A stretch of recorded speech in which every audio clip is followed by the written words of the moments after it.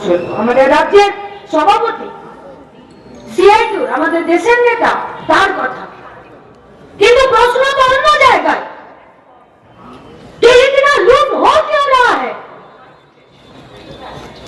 আমাদের নেতারাই শিখিয়েছেন, যারা মঞ্চে আছেন, বাকি পুরনো জোনালের সম্পাদক, প্রাক্তন এমপি, প্রাক্তন মন্ত্রী, প্রাক্তন এমএলএ, আর আপনারা যারা আছেন, আপনারাই তো আমাদেরকে শিখিয়েছেন যে পুঁজি পুঁজি পুঁজি পুঁজি। যখন ছোট থাকে তখন সে তার কি করে পকেট ভরবে তার কথা ভাবে। পুঁজি যখন আরো বড় হয়ে যায় তখন এক পকেট থেকে বেরিয়ে গিয়ে সে যাতে বাজার দখল করতে পারে তার ব্যবস্থা করে। পুঁজি যখন আরো বড় হয় তখন সে তার রাজ্যের সীমানা দেখে না। পুঁজি যখন আরো বড় হয় তখন সে তার দেশ বিদেশের সীমারেখা দেখে না।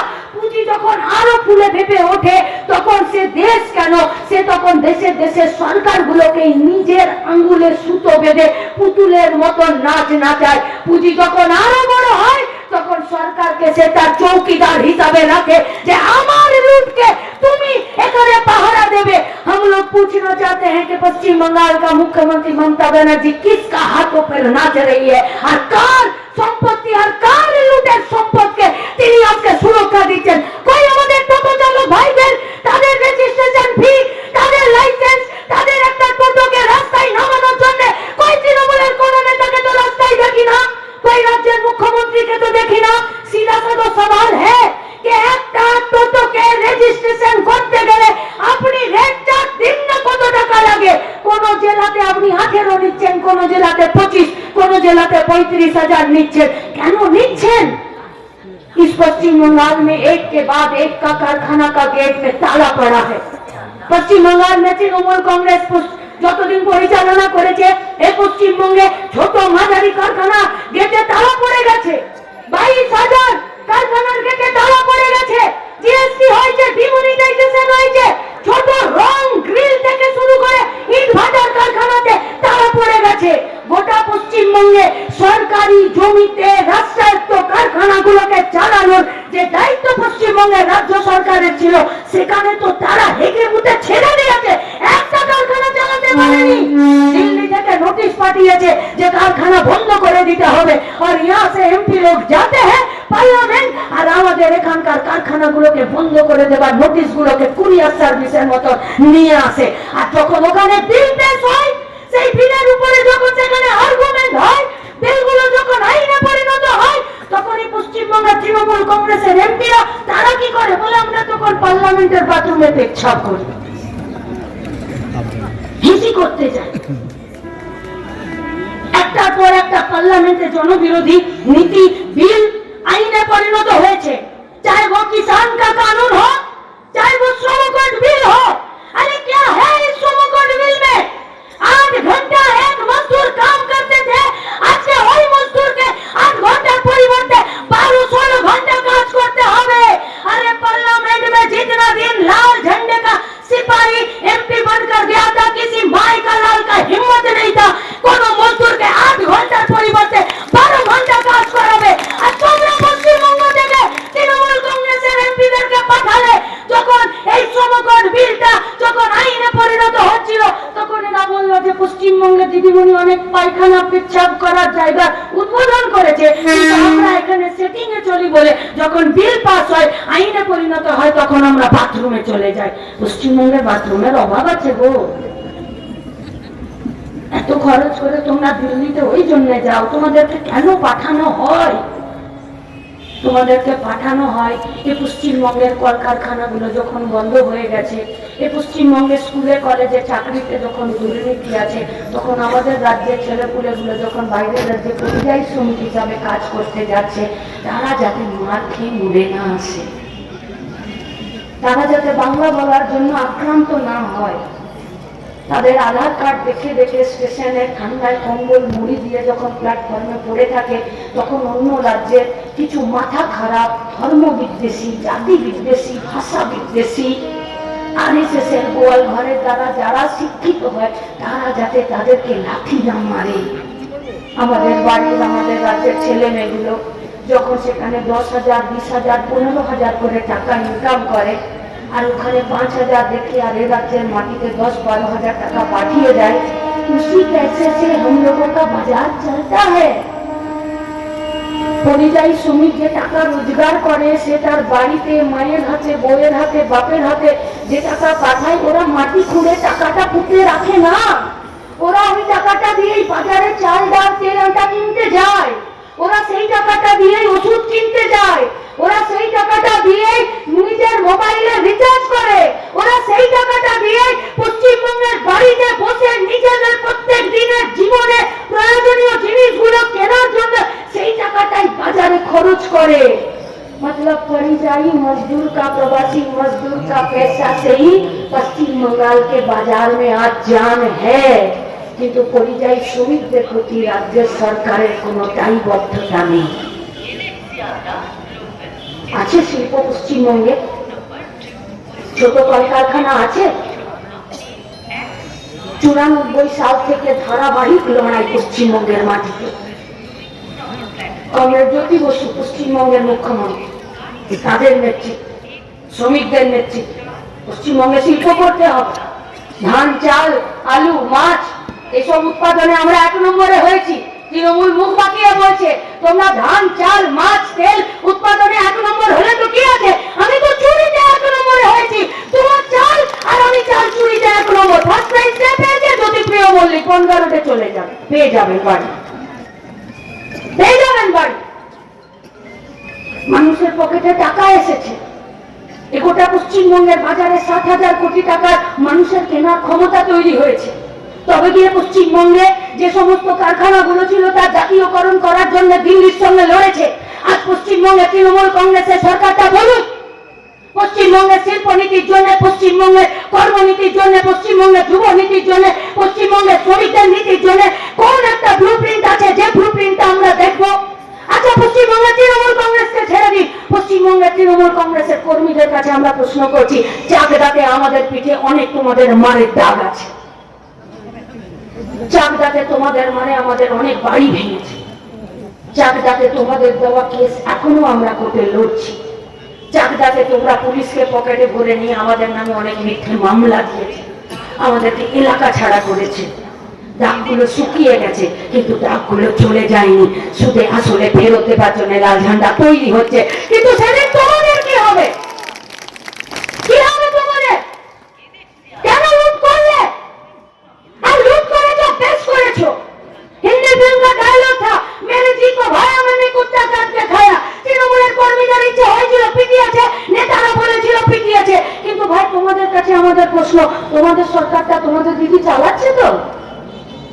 তোমাদের সরকারটা তোমাদের যুবরাজ চালাচ্ছে তো? সেহেনশা কা পাতা নেই, ভুইপোর যুবরাজ এসেছে, এর বেশি বলতে কিছু চায় না। বড়রা শিখিয়েছে কারো পৈতৃক বাকি আর যা যা আছে খানদান নিয়ে কথা বলতে বলছি। আপনারা চালাচ্ছেন তো? কি বললো রবি হাকিম? বললো আইপ্যাড থেকে ফোন এসেছিল, বলছে নাকি টিকিট পেতে গেলে পয়সা দিলেই তৃণমূলের টিকিট পাওয়া যায়। আমি বলছি না। কি বললো মদন মিত্র? বললো আইপ্যাড থেকে ফোন আসছে, বলছে বুথ সভাপতি হতে চাও তৃণমূলে, আইপ্যাডের সঙ্গে যোগাযোগ করো, সেখানেও পয়সা দিলেই বুথ সভাপতি হয়ে যাবে। তার মানে যে সিপিএম কে, যে লাল ঝান্ডাকে, যে শ্রমিক আন্দোলনের নেতাদেরকে, ছাত্র যুবদেরকে যারা পেটালো, যারা মারলো, যারা তৃণমূলকে আনলো, তারা যদি আইপ্যাডকে পয়সা না দিতে পারে ওর বুথ সভাপতি যুক্তি আরো জুটবে না। জুটবে? জুটবে না। আইপ্যাডকে পয়সা না দিতে পারলে ক্যান্ডিডেটের টিকিটও জুটবে না। তাই ভাবি রোগা মোটা কান কাটা হাত কাটা গুলো এত কি করে টিকিট পেয়ে যায়? টিকিট তো আইপ্যাডে দেয় না। পশ্চিমবঙ্গে তৃণমূল কংগ্রেস সরকার পার্টিটা দেয় না, না দেয় না। কেন চালাচ্ছে? নেতারা শিখিয়েছিল যে যখন কোন একটা পার্টি সরকারে আসে তখন তাদের কাছে অনেক দালালরা, ঠিকাদাররা, কারখানার মালিকরা ঘুরঘুর করে। নীতি আদর্শের সঙ্গে আপোষ না করে তাদের সঙ্গে কথা বলতে হয়। আমরা বললাম যে তাহলে তৃণমূল কংগ্রেস কোন নীতি আদর্শের কথা বলছে গো? বলছে তৃণমূল কংগ্রেস আর নীতি আদর্শ এই দুটো একসাথে কথা বলাই যায় না। এই দুটো ধ্রুব মেরুতে তৃণমূল কংগ্রেস একদিকে আর নীতি আদর্শ একদিকে। কি হবে? বললো কুছ পাতা নেই। তাহলে নীতি আদর্শের কি হবে? বললো নীতি আদর্শই তো কর্পোরেট চালাচ্ছে, লুট চলছে, লুট, সব দিক থেকে লুট চলছে। কে নেতা হবে, কে মন্ত্রী হবে, কে কি করবে, কেউ ঠিক করে না, এরা ঠিক করে না। এই পশ্চিম बंगाल में सबका बात होता है, যে হবে সে টাকা পাবে, যে মরবে সে টাকা পাবে, ভাড়া প্রকল্প আছে সে টাকা পাবে, यहाँ तक चुल्लू पीकर मरने वालों को भी पैसा मिलता है। ये পশ্চিমবঙ্গে মুখে হাত দিয়ে বলুন তো, শ্রমিকদের নিয়ে কথা হয়, মজদুরদেরকে নিয়ে কথা হয়, ঠিকা মজদুরদেরকে নিয়ে কথা হয়? যন্ত্রণার অভিজ্ঞতা প্রতিটা দিন হয়, যে যন্ত্রণার অভিজ্ঞতায় গত বছরই বা তার আগের বছর বেরিয়ে বই মেলা যাচ্ছে। মাঝে রাস্তায় ফোন এলো, বললো এনআরএস এ ডেড বডি এসেছে। এলাকার লোকরা ফোন করলেন, একবার আসতে পারবেন? গেলাম, বললো যে দেখো এই দুটো শ্রমিক মরেছে, তো কিছু ওয়েলফেয়ার বোর্ড থেকে না এদের কিছু টাকা পয়সা পাওয়া যেতে পারে। বললো কি করতে হবে? বললো একটু ডাক্তারকে বলে দাও না, পোস্টমর্টম রিপোর্টে লিখে দেবে যে এরা ড্রেন পরিষ্কার করার জন্য, কলকাতার বুকে ড্রেন পরিষ্কার করার জন্য কি কি বলে ওটাকে, সেই বড় ম্যান হলে ঢুকে নোংরা পরিষ্কার করছিল। বললাম এক্ষুনি বলছি। পোস্টমর্টমের ডাক্তারবাবুদেরকে ফোন করলাম যে ডাক্তারবাবু পোস্টমর্টম করবেন, একটু লিখে দিন না যে এরা ওই ম্যানহোলে ঢুকে পড়েছে। বললো দেখো আমি তো শরীরটার পোস্টমর্টম করবো, আমি তো ওর কাজের পোস্টমর্টম করবো না। ও কিসে মরেছে আমি সেইটুকু বলে দিতে পারবো, কিন্তু ওর কি পরিচয় সেটা ডাক্তারের লেখার কথা নয়। আমি বলবো যে আমার কাছে ডেড বডিটা এসেছে, আমি পোস্টমর্টম করেছি, আমি দেখবো যে ও একটা নোংরা আবর্জনাতে পড়ে গ্যাসে দম বন্ধ হয়ে মরে গেছে, আমি শুধু এইটুকু লিখতে পারি। তাহলে কি করা যাবে? বললো তোমরা কাজ করো না, ওকে যে ডেড বডিটা নিয়ে এসেছে তাদেরকে বলো না কারা ওকে ওই ম্যানহোল থেকে তুলেছে। চলে গেলাম তার কাছে, সে একটা ঠিকাদার, যেই ওই ছেলের তিনটে মারা গেছে সেই ঠিকাদার সম্পদ দিয়েছে, নেই ঠিকাদার। করতো কোথায় কাজ? এরকমই পৌরসভা কর্পোরেশনের আন্ডারে যে ঠিকাতে লোক নিয়োগ করেছে সেই ঠিকাদার পালিয়ে গেছে। যাকে নামিয়েছিল বিনা সেফটিতে, বিনা হ্যান্ড গ্লাভসে, বিনা মাস্কে, কোন সেফটি সিকিউরিটি নেই, নামিয়ে দিয়েছিল, সেই ছেলে তিনখানা মরে গেছে। কলকাতা কর্পোরেশনে যখন তার পরিবার চিঠি পাঠাচ্ছে, এটা কলকাতা কর্পোরেশন হতে পারে, এটা রেল হতে পারে, এটা বিএসএনএল হতে পারে, এটা আমি যেখানে থাকি সেখানকার কলিয়ারি হতে পারে, কাঁচরাপাড়া হতে পারে, কল্যাণীর কোন একটা ছোট ইঞ্জিনিয়ারিং কারখানা হতে পারে, সেখানকার হতে পারে, সে জানেই না আমার এখানে কোন শ্রমিক কাজ করছে বিনা সেফটিতে, জানে সব ঠিকাদার। কার্ড আছে, পিএফ আছে, পেনশন আছে, নেই। কে এসে হানা দেবে এদের কাছে? Labour commission. লেবার কমিশনের কাছে গেলে লেবার কমিশন তো মুখ টেবিল থেকে মাথার উপরে চলে না। কি কাজ করবে লেবার কমিশন? যত এখানে টেবিল আছে, যত চেয়ার আছে, সব টেবিলকে চেয়ারকে নিজেরা তাদের ফাইলের নিচে চাপা রেখেছে। সবকটা দুর্নীতির একটা হাতুর ঘর হয়েছে। আমরা বালি মাফিয়ার কথা শুনেছি, আমরা পাথর মাফিয়ার কথা শুনেছি, সরকারি ভাইপো কয়লা মাফিয়ার কথা শুনেছি, চাল বিক্রি করা জ্যোতিপ্রিয়র কথা শুনেছি, চাকরি বিক্রি করা পার্থর কথা শুনেছি, গরু পাচার করা বীরের মতন বাঘের মতন অনুব্রতর কথা শুনেছি, কতল বিক্রি করা মাফিয়ার কথা শুনেছেন? কম পয়সার লেবার সাপ্লাই করা মাফিয়ার কথা শুনেছেন? কম পয়সায় গতর বেচে দেওয়ার জন্য ঠিকার কথা শুনেছেন?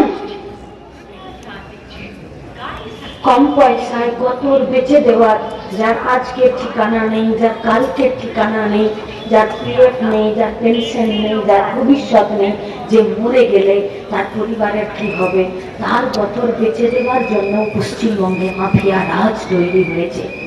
মাফিয়ারা হাসছে, শ্রমিকরা মরছে। এ পশ্চিমবঙ্গে মাফিয়া রাজ চালাচ্ছে। ছিল আইন আমাদের। আমি ছোট দোকানে কাজ করি, আমাকে পিএফ দিতে হবে, আমাকে পেনশন দিতে হবে, আমার একটা কার্ড থাকবে, আমি শ্রমিক, আমাকে রেকগনাইজ করবে।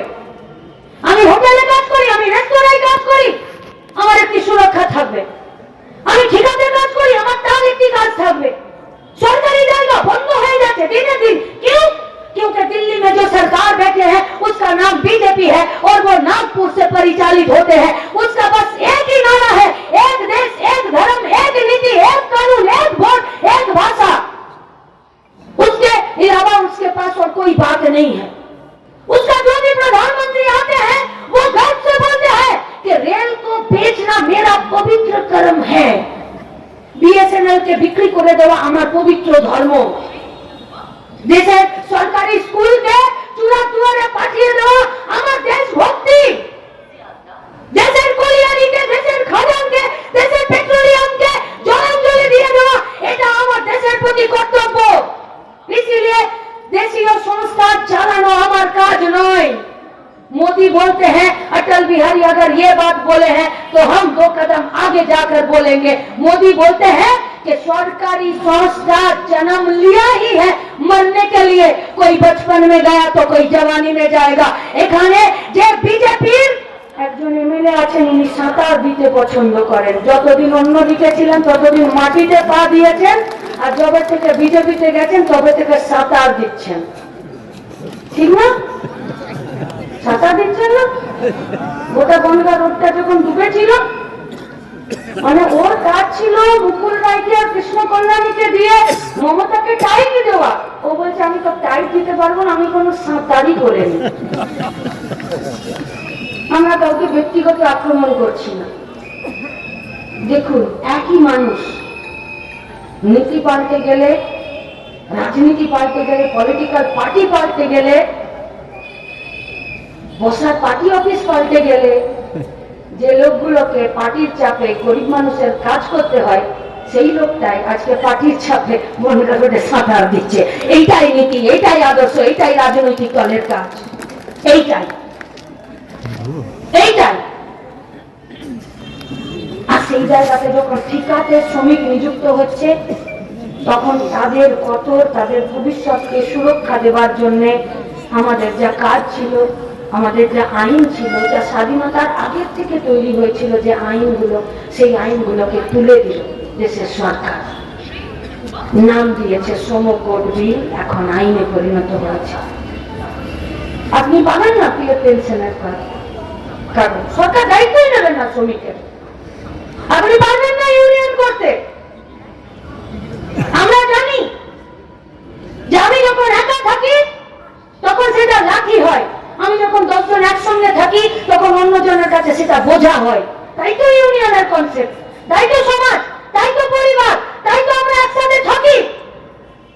আর আজকে দেশের বিজেপি পার্টিটা ঠিক করেছে যে তুমি যদি একা থাকো তুমি সেফ থাকবে, আর তুমি যদি ইউনিয়ন করতে যাও তোমাকে জেলে পুরে দেবো।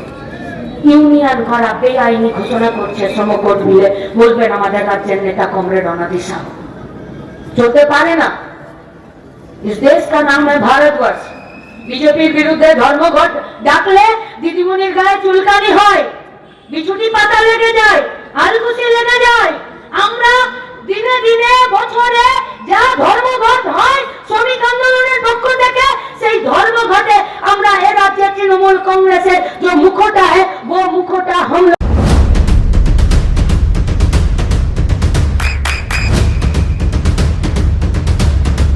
বৃষ্টিতে স্বস্তি। বৃষ্টি অ্যাকোয়া বিশুদ্ধ পানীয় জল।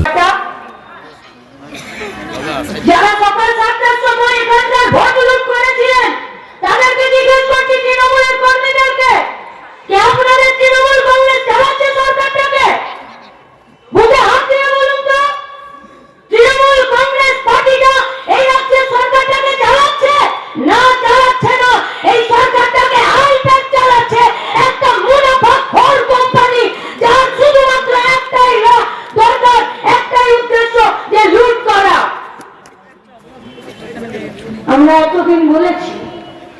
কমরেড অনাদি সাহু আমাদের শ্রমিক আন্দোলনের নেতা, আমাদের রাজ্যের প্রাক্তন মন্ত্রী, আমাদের এই দেশের শ্রমিক আন্দোলনের নেতা, উনি বলবেন আমাদের এই চলার পথে শ্রমিকদেরকে আরো বেশি ঐক্যবদ্ধ করে আমাদের এই সব শ্রমিকের গতরের দাম, ঘামের দামের দাবিতে যে লড়াই, সেই লড়াইয়ের পক্ষে আমাদেরকে মাঠে নেমে, বুথে নেমে, পাড়ায় গিয়ে সেক্টর ওয়াইজ শ্রমিকদেরকে ঐক্যবদ্ধ করার জন্য, ইউনাইটেড করার জন্য আমরা তার কথা শুনবো এবং এই গোটা জেলাতে আগামী দিনে গোটা রাজ্যে আমরা সেই পথেই এগিয়ে যাব। তারই শপথ গ্রহণ করতে আমরা আমাদের এই 10ম জেলা সম্মেলনের প্রকাশ্য সমাবেশে উপস্থিত হয়েছি। আমরা শিখবো, আমরা প্রতিটা দিন আমাদের চলার পথে আরো বেশি শ্রমিকদের, হকারদের, তাঁতদের, কর্মীদের, পরিযায়ী শ্রমিকদের, ওই কল্যাণীতে যে সমস্ত যেটুকু আজকে শিল্প বেঁচে আছে তাদের মজদুরদের, তাদের শ্রমিকদের, পলাশী সুগার মিল যা বন্ধ হচ্ছে না, খুলবে তার কোনো ঠিক ঠিকানা নেই, তাদের যারা আখের গুড় বানাচ্ছে গোটা নদিয়া জুড়ে সেই শ্রমিকদের, যারা ট্রেনে হকারি করছেন তাদের, যারা এই সমস্ত দোকানে বাজারে ছোট ব্যবসা করছেন তারা, আমাদের প্রকল্প কর্মীরা, তিনি আইসিডিএস হন, তিনি মিড ডে মিল হন, তিনি আশা হন, তিনি এনএমএ দিদিরা হন, তারা আমাদের এই গোটা রাজ্যের যারা ঠিকাতে কাজ করছেন, পৌরসভার অভ্যন্তরে যারা বিভিন্ন সেফটি, সুরক্ষা সমস্ত কিছু না নিয়ে শুধুমাত্র মানুষের প্রয়োজনে কাজ করছেন, তাদের প্রত্যেকের দাওয়াতে গিয়ে তাদের কথা শুনে তাদেরকে কি করে আমরা আমাদের আঁচল পেতে, আমরা আমাদের ঝান্ডা পেতে, আমরা আমাদের সংগঠনের মধ্যে নিয়ে আসতে পারি, যাতে গোটা রাজ্যটাকে আমরা সঠিক পরিবেশে সঠিকভাবে পরিচালনা করতে পারি, তার কথা আমরা কমরেড অনাদি সাহুর কাছে শুনব। সম্পাদক আমাদের রাজ্যের নেতা সাজিদা, অভ্যর্থনা সমিতির সম্পাদক, সভাপতি এবং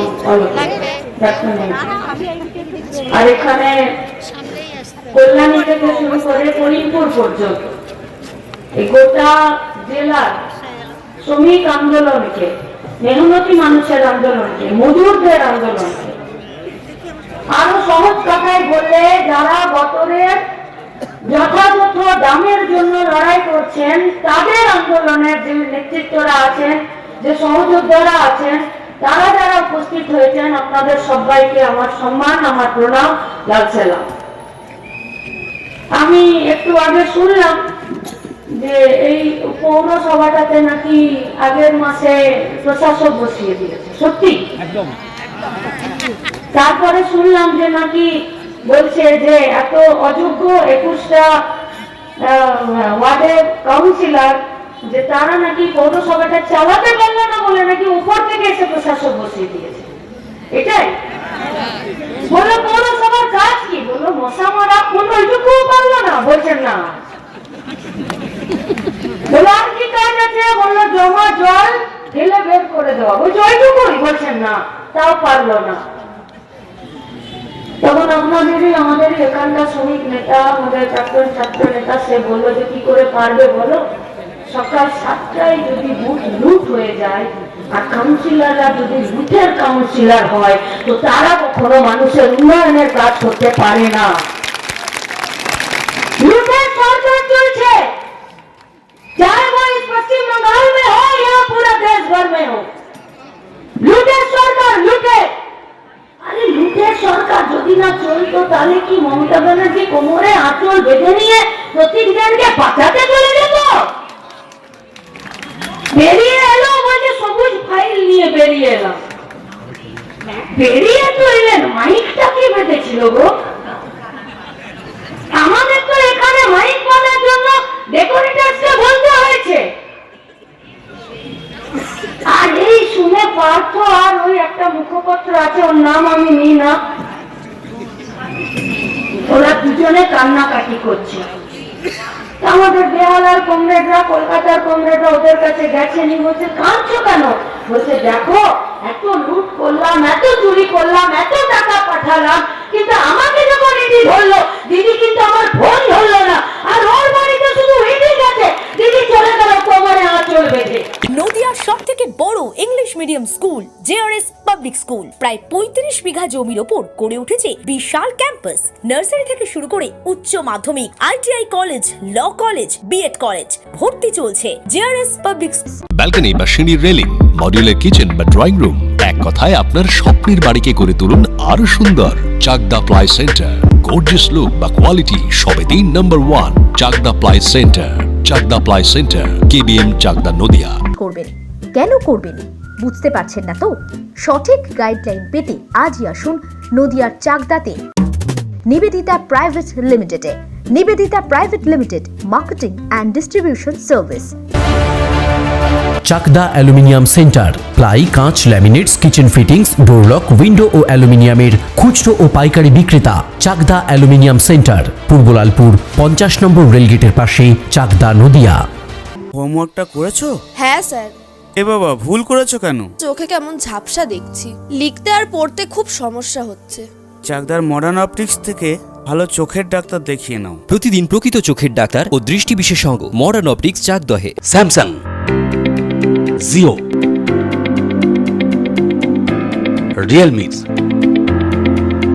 নদিয়ার একমাত্র অথরাইজড ডিস্ট্রিবিউটর ঘোষ কমিউনিকেশন, থানার মোড়, চাকদা। ভাবছেন 3 স্টার ক্যাটাগরিতে কাটাবে? রুম রে মাত্র 1500 টাকা থেকে স্টার, খাওয়া দাওয়া রিজনেবল প্রাইস। নদিয়ার একমাত্র 3 স্টার ক্যাটাগরি হোটেল এনবি সোনার বাংলা হোটেল, কল্যাণী এইমসের ঠিক উল্টো দিকে, কল্যাণী, নদিয়া। নদিয়া জেলার সবথেকে বড় বিল্ডার্স চাকদার মা মনসা বিল্ডার্স, রড ও সিমেন্টের পাইকারি ও খুচরো বিক্রেতা। মা মনসা বিল্ডার্স, পদ্মবিলা, চাকদা, নদিয়া। রড কেনাকাটায় থাকছে ডিসকাউন্ট অফার। মা মনসা বিল্ডার্স,